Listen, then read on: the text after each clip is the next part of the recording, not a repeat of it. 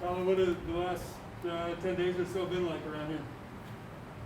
Yeah, it's been crazy. It's been fun, but for us, it's still just plugging on and trying to prepare for the next game. That's how it's always been here around here, and that's how it always will be. So that's what we're getting into.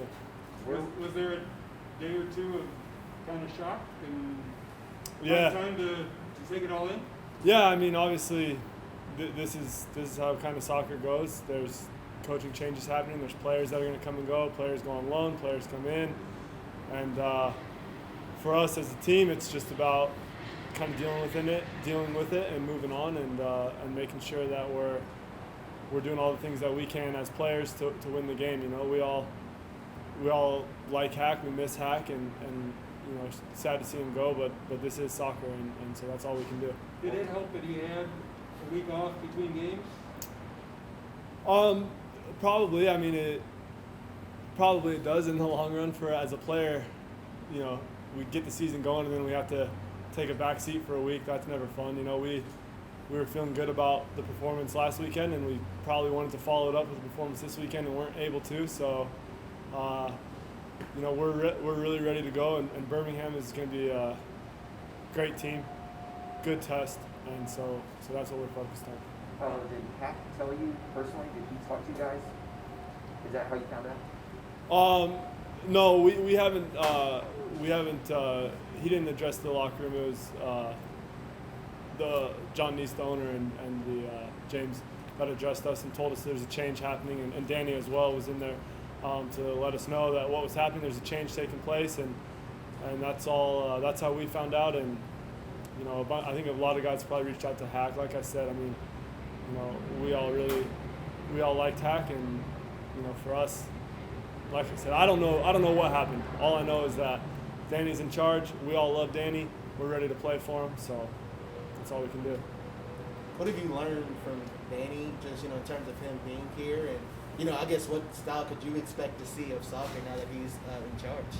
I think similar. I think that as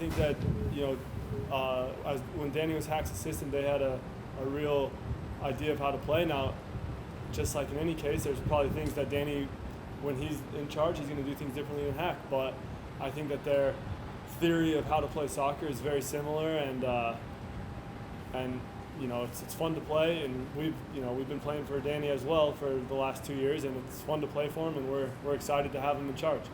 Even when you obviously got an announcement from management, was it after the Wolves were first win against Atlanta United? Yeah, it was earlier last week that we found out. Yeah. Okay. Well, like you said, these things happen. I guess is there any change in terms of like not confidence, but the direction you all are going in or anything like that with Danny on board? Is that at the helm now? No change for us. I mean, the players, we've always known what our job is, and our job is to do what the GAF tells us to do, and play as hard as we can every day, and we hold each other to that standard. Like I said, this isn't even the first time this happened here. A couple years ago, James left. Then a couple months after that, the players left or didn't leave, but left the management role. Hack came in. Now Danny's in here, so we know what we have to do as players, and we know the expectation as players, and that's all we can do is just do our jobs. You mentioned it right there. I know when Luke took over as that interim manager or whatnot, there's a bunch of veteran players on this team, so you guys are dealing with this again. Has Danny talked to you guys about being that almost other manager on the field like you guys were, I guess, a couple of years ago when this happened? Yeah, but to be fair, that never changed. I mean, that was something that was expected of us when Hack was the coach as well. He didn't say, now I'm here, don't worry, you guys just do whatever you want. No, it was, we need you guys to lead on the field. And to be fair, I mean, it doesn't matter who the coach is. That's our personality. That's the age.